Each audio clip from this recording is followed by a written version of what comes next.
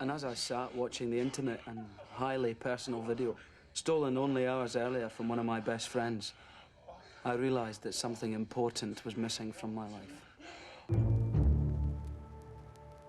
Despite a tradition of great films and even greater directors such as David Lean and Alfred Hitchcock, in the early 90s, British cinema was in a bit of a rut. The 80s saw a small boom with the Oscar success of Chariots of Fire, but under Margaret Thatcher's Tory government, arts, and film in particular, were not a priority.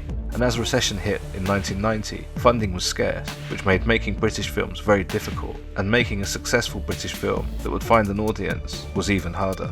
Of course, there were exceptions. In the early 90s, auteurs such as Mike Leigh and Ken Loach would rise in influence with films such as Naked and Riff Raff, and the Richard Curtis penned Four Weddings and a Funeral would prove to be a huge commercial and international hit.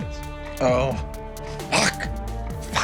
The main staple of British cinema that would weather all these rough seasons were literary adaptations. In the tradition of David Lean's Great Expectations or Carol Reed's The Third Man, the most successful British films originated from great books. Merchant Ivory Films mined the work of E.M. Forster, creating several films in the 80s and 90s.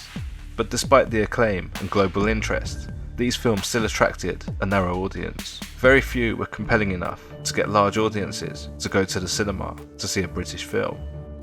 It would take the right adaptation of a contemporary best-selling novel, which would prove to be the literal shot in the arm the British film industry needed, that not only had audiences racing to the cinema, but would also inspire a boom of British cinema that was energetic and original. That movie was Trainspotting.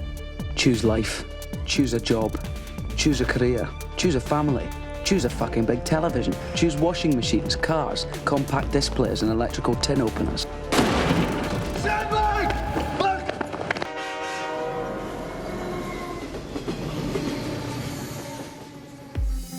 Based on the controversial novel by Irvine Welsh, Trainspotting centres around the charming and selfish Mark Renton, played by Ewan McGregor. Renton is a nihilistic soul who finds company for his misery in the form of his off-kilter group of friends as they struggle with their heroin addiction in 90s Edinburgh.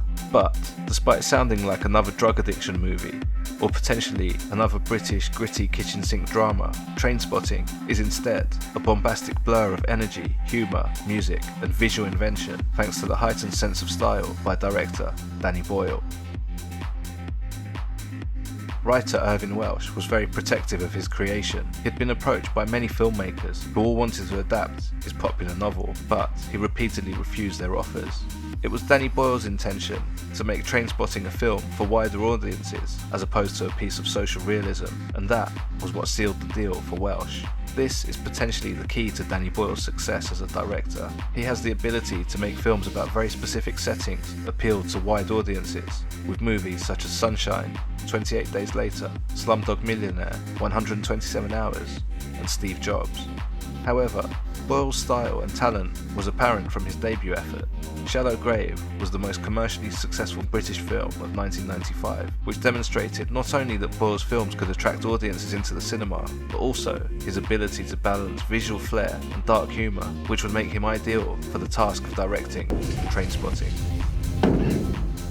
Controversy aside, Trainspotting had many inventive scenes that would become talking points with audiences. Two scenes in particular are standout visual depictions of the literal depths Renton will experience due to his addiction. Early on in the film, we see Renton dive headfirst into a dirty toilet in order to retrieve some suppositories, and he comes out the other side in a vast blue Atlantis. In a later scene, after overdosing, we see Renton sink into the ground as if being lowered into a grave as he loses consciousness. We then see through his distant point of view as he's rushed to hospital as medics attempt to resuscitate him. These scenes further demonstrate Boyle's desire to move away from the conventions of social realism, pushing into the realm of magical and psychological realism. Through its savvy soundtrack, the film channels the British rave culture as well as the Britpop scene to move us through time and space with precise montages set to music that convey the rush of a heroin fix, the euphoria of an orgasm, and in a dramatic turn, a dark set piece conveys Renton's struggle to get clean and quit his addiction.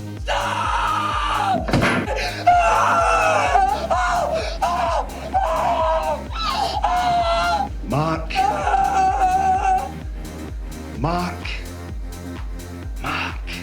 Boyle's kinetic camera and narrative tricks brought a cinematic literacy that seemed to be lacking in other British directors at the time, many of which had got their start in theatre and television. Boyle himself had started in television, but it seems that his work was under the influence of something different.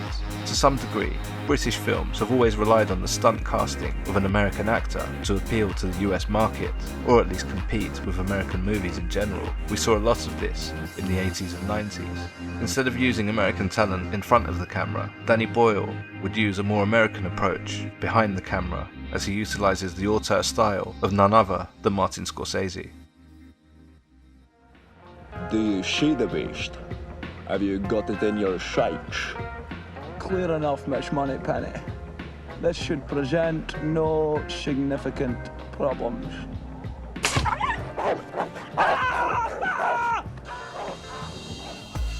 Trainspotting is littered with pop culture and movie references, not only through the characters' discussions and Sick Boy's obsession with James Bond, but also visually. In the nightclub scene, we see a set that's almost an exact replica of the Milk Bar in Stanley Kubrick's A Clockwork Orange. In that same nightclub, however, is a mural of Travis Bickle from Scorsese's Taxi Driver, which not only serves to underline Renton's loneliness by having him stand in the shadow of cinema's iconic God's Lonely Man, but it's also the key to Boyle's approach when putting together Trainspotting, as he channeled Martin Scorsese's gangster classic, Goodfellas. References include opening the movie in the middle of the story, then cutting back to the beginning, a mixture of graphic violence and humour, fast tracking shots and freeze frames, the nihilistic and cocky voiceover, which recalls Ray Liotta's narration. The crime montage in Trainspotting in particular is very reminiscent of the crime montages in Goodfellas. Business bad? Fuck you, pay me. Oh, you had a fire? Fuck you, pay me. Dextropipoxetine, methadone, nalbuphine, pethidine, pentazocine, buprenorphine, dextromoramide, chlormethiazole.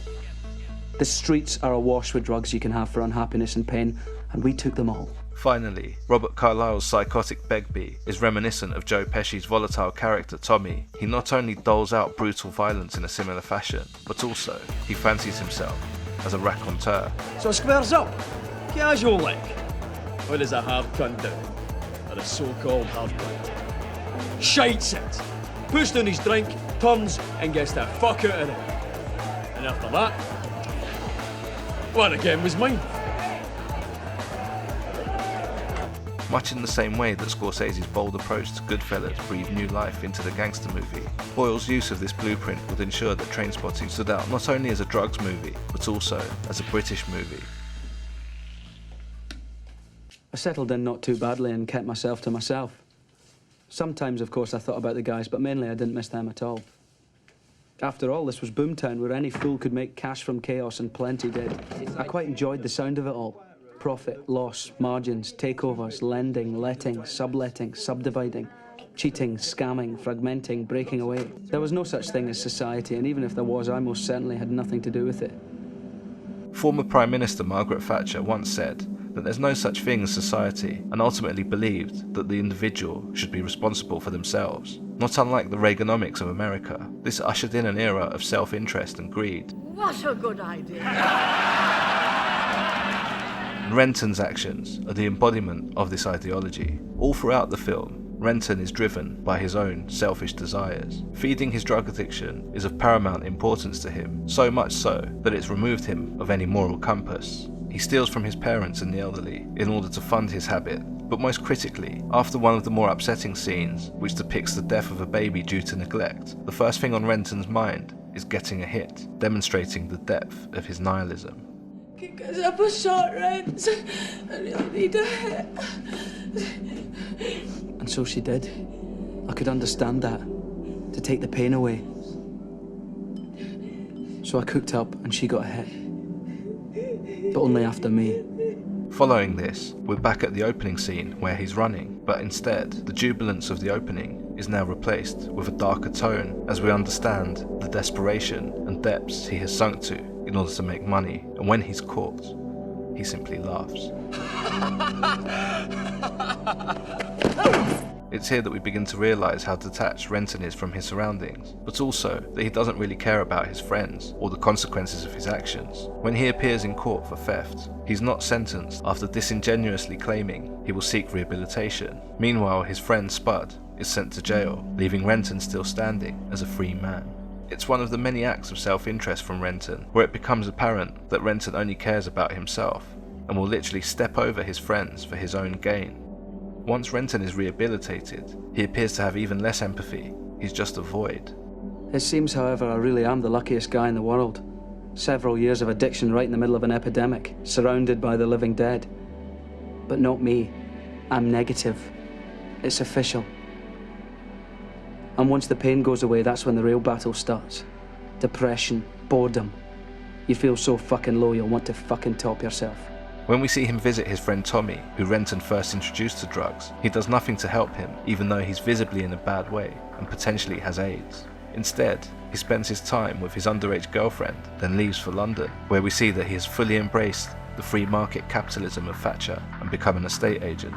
And this reveals what Renton's true desire was all along: to escape. It's a great outdoors! It's fresh air! Look, Tommy, we know you're getting a hard time off Lizzie, but there's really no need to take it out on us. Doesn't it make you proud to be Scottish?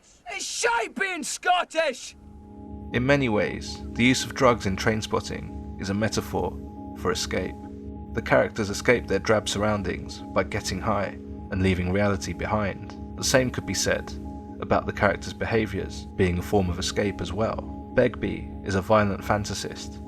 Sick Boy fantasises that he's Sean Connery, and Spud seems so wasted or so happy-go-lucky that he doesn't want to take anything seriously, including a job which might improve his life. It's no coincidence, perhaps, that the job in question is in travel, and the mural on the wall of an idyllic beach suggests a chance at paradise for him. This opportunity is also jeopardised by Renton, who helps Spud blow the interview by offering him some speed.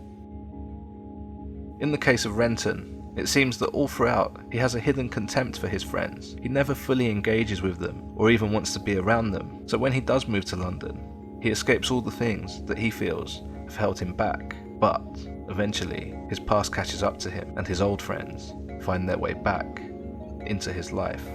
Spud, you've already been to jail. What's the deal? You like it so much you want to go back? I just want the money, Mark. If everybody keeps their fucking mouth shut, there'll be no cunt going to jail.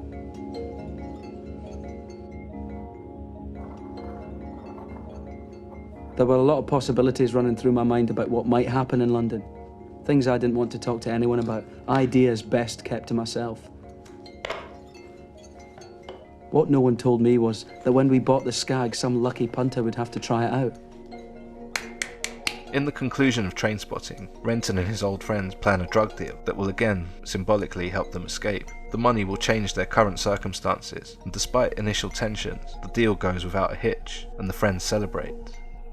In the final scene, however, Renton demonstrates that he's too much a product, not only of his selfishness, but of the era. He's too driven by self-interest and contempt for his friends and society that he makes off with the money, leaving his friends in the dirt as he struts off into the sunset, finally confirming that he was a bad person all along.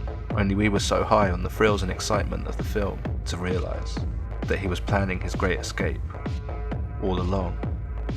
Renton tells us he'll change, that he'll be just like us, but, to borrow a line from another British cult classic, Alex Cox's Sid and Nancy, never trust a junkie.